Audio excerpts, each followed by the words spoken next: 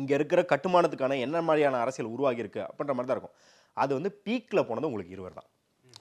இருவர் நீங்கள் உங்களுக்கே தெரியுது. இப்பயே நீங்கள் வந்து இருவர் வந்து படமாக இமோஷனாக செமையாக இருக்கும். ஆனால் இப்போ வந்து நம்மளுக்கு வந்து இங்கே நடந்த அரசியல் என்ன அப்படின்னு கொஞ்சம் விழிப்புணர்வு வந்தோடனே இருவர் பார்த்தா என்னடா ஒன்றுமே இல்லை, அரசியலாக இதில் வந்து காட்டினதெல்லாம் ரொம்ப மேம்போக்காக இருக்கே அப்படின்னு தோணும். அதோட விளைவு என்ன அப்படின்னா, நீங்கள் வந்து இப்போ திருப்பி சொல்லும்போது வந்து என்னடா எம்ஜிஆருக்கு முட்டு கொடுக்குறியா, கலைஞருக்கு முட்டு கொடுக்குறான்னு கேட்பாங்க. இது எம்ஜிஆர் கலைஞரை பற்றியான விமர்சனம் கிடையாது.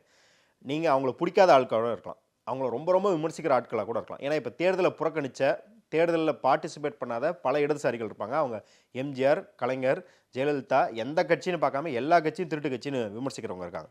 நீங்கள் அந்த மாதிரி விமர்சனம் கூட வைக்கலாம். ஆனால் நீங்கள் என்ன பண்ணுறீங்கன்னா, அந்த படம் பார்த்தீங்கன்னா 2 பேருமே ஏதோ வந்து வாழ்நாள் முழுக்க யார் கூட ரொமான்ஸ் பண்ணலான்னு சுற்றிக்கிட்டு இருந்த மாதிரியே இருக்கும்.